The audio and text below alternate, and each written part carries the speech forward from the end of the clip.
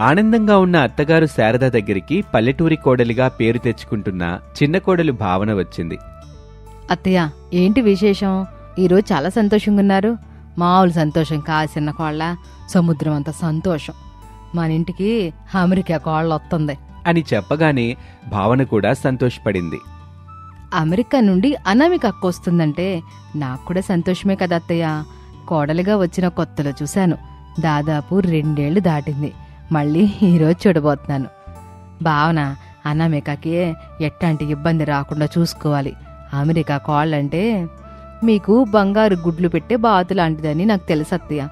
మీకోసం అంటూ అక్క దగ్గర నుంచి పెద్ద మొత్తంలో డబ్బులు తీసుకోవాలనుకుంటున్నారు. అంతేనా అత్తయ్య? అంతే కోళ్ళ. నువ్వు మాత్రం అనామికకి ఎట్లాంటి ఇబ్బంది కలగకుండా చూసుకో. ఏం కావాలంటే అది చేసి పెట్టు. అనామిక మన పాలిట ధనలక్ష్మిని మర్చిపోబాకు. అలాగే అత్తయ్య. ఎల్లు చిన్నకోళ్ళ, నేను చెప్పిన వంటలన్నీ చెయ్యి. అనామికకి బాగా నచ్చాలి. అమెరికా అక్కకి నచ్చేలా మీరు చెప్పిన వంటలన్నీ చేస్తానత్తయ్య అని భావన కిచెన్లోకి వెళ్ళింది. అప్పుడే ప్రసాద్ ఇంటికొచ్చాడు. అరుగు మీద కూర్చున్న దండోరా మల్లయ్య, పూలకొట్టు సరోజ, గుమ్మడికాయల ప్రమీల కనిపించారు. ఏం మల్లయ్య, మీరందరూ మా ఇంటి అరుగు మీద కూర్చున్నారు? బాబుగారు, అమ్మగారు మా ముగ్గురిని పిలిపించి ఇక్కడ కూర్చోమన్నారు బాబు. శారద వాళ్ళని ఎందుకు పిలిపించిందో ప్రసాద్కి అర్థం కాలేదు. మీ ముగ్గురిని ఎందుకు రమ్మని చెప్పింది? ఈరోజు అమెరికా నుంచి పెద్ద కోళ్ళ వస్తుందంట కదా బాబు.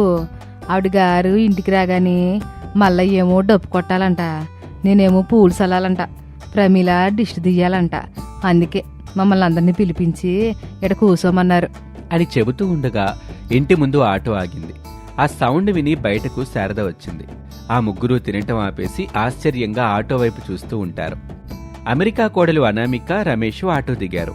శారదకి సంతోషం కలిగింది. మల్లయ్య, సరోజ, ప్రమీల, ముగ్గురు సిద్ధంగా ఉండండి. నా అమెరికా కోళ్ళలో అనామిక వచ్చింది, లేకండి లేకండి అని చెప్పింది శారద. మల్లయ్య డప్పు కొడుతూ ఉంటాడు. సరోజ పూలు చల్లుతూ ఉంటుంది. లగేజ్తో అనామిక, రమేష్ శారద దగ్గరికొచ్చారు. ప్రమీల, దిష్టిది. ఆంటీ, ముందుగా ఆటో అతనికి డబ్బులిచ్చి పంపించండి. నా దగ్గర అన్ని డాలర్స్ ఉన్నాయి. వాటిని డబ్బులుగా మార్చాలంటే కొంచెం సమయం పట్టొచ్చు అని చెప్పింది. శారద అయిష్టంగానే ముఖం పెట్టి తనలో తాను, నేను అమెరికా కోడల దగ్గర డబ్బులు వసూలు చెయ్యాలనుకుంటే నాతోటి ఖర్చు పెట్టేస్తుంది. ప్రతిదీ లెక్క రాసుకోవాలి. అట్టాగే కోళ్ళ, నేనిచ్చి పంపించేస్తాలే. ప్రమీల, నువ్వు దిష్టి దీవే అని వెళ్ళిపోతుంది శారద. ప్రమీల దిష్టి తీస్తుంది. అనామిక, రమేష్ ఇంట్లోకి వెళ్లారు. అనామిక, రమేష్ కుర్చీలో కూర్చున్నారు. భావన టీ తీసుకొచ్చి ఇచ్చింది. అనామిక టీ తాగుతూ ఉండగా శారద వచ్చింది. అమెరికా కోళ్ళ, ఓ 2 ఏళ్ళు ఇయ్యమ్మా. చెప్పాను కదత్తయ్య, నా దగ్గర అన్ని డాలర్స్ ఉన్నాయి. ఇప్పుడు ఖర్చు పెట్టండి, లెక్కలు రాసుకోండి. ఆ తర్వాత డాలర్స్ని మార్చి డబ్బులు ఇస్తాను. సర్లే కోళ్ళ అని శారద బయటకొచ్చి మల్లయ్య, సరోజ, ప్రమీలకి తక్కువ డబ్బులిచ్చి పంపించేసింది. ఆంటీ, నేను చెప్పేది జాగ్రత్తగా వినండి. నేనిక్కడే పర్మనెంట్గా ఉండడానికి వచ్చాను. నాకు ఎలాంటి ఇబ్బంది రాకుండా చూసుకోవలసిన బాధ్యత మీ మీదుంది. నేను సంతోషంగా ఉంటేనే నేను సంపాదించిన డాలర్స్ మీకోసం ఖర్చు చేయడానికి తీసుకొచ్చాను. నేనెంత సంతోషంగా ఉంటే అన్ని డాలర్స్ మీ అందరి కోసం ఖర్చు చేస్తాను. అత్తయ్య, భావన, నేను చెప్పేది అర్థమవుతుంది కదా? నువ్వు అమెరికా నుంచి వచ్చావు పెద్ద కోళ్ళ. నీకెప్పుడు ఏం కావాలో నాకు చెప్పు. నేను 6 నిమిషంలో అన్నీ సిద్ధం చేసి పెడతాను. సరే అత్తయ్య, నేను జర్నీ చేసి బాగా అలసిపోయాను. భావన, నువ్వెళ్ళి పడక గదిని శుభ్రం చేయి. గది మొత్తం మంచి వాసన వచ్చేలాగా అగరొత్తులు పెట్టు. ఎల్లు. భావన ఏమీ మాట్లాడకుండా వెళ్ళిపోయింది. అనామిక చెప్తుంది శారద శ్రద్ధగా వింటూ ఉంది. భావన గదిని శుభ్రం చేసి అగరవత్తులు పెట్టింది. ఇక అప్పట్నుంచి అమెరికా కోడలు మహారాణిలాగా ఉంటూ భావన చేత, శారద చేత అన్ని పనులు చేయిస్తూ ఉంటుంది. పాపం భావన అలసిపోయినా శారద వినిపించుకునేది కాదు. అత్తయ్య, అనామిక అక్క వారం రోజులైంది వచ్చి. రాత్రి పగలు అనే తేడా లేకుండా అన్ని పనులు చేస్తూనే ఉన్నాను. నేను కూడా మనిషినే కదా, యంత్రాన్నేమి కాదు కదా. అవునమ్మా, వదిన, అన్నయ్య అమెరికా నుంచి వచ్చారు, మంచిదే.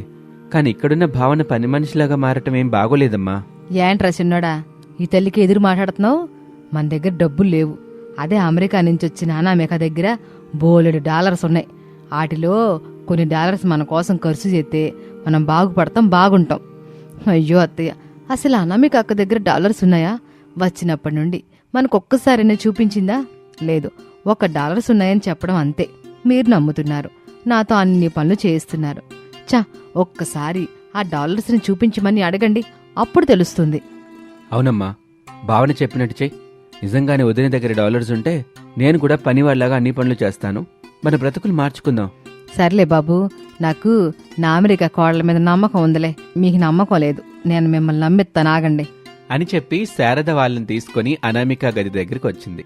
అప్పుడు ఆ గదిలో నుంచి అనామిక, రమేష్ మాట్లాడుకుంటున్న మాటలు వినిపిస్తాయి. అను, ఇక్కడ నువ్వేం చేస్తున్నావు నీకు అర్థమవుతుందా?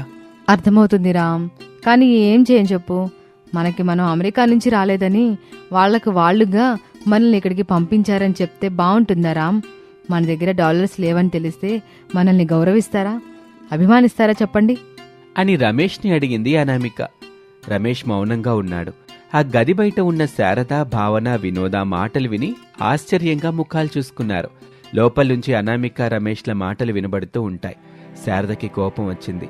గదిలోకి వెళ్లి వాళ్ళని గట్టిగా నిలదీయాలి అనుకుంది. కాని భావన అడ్డుపడింది.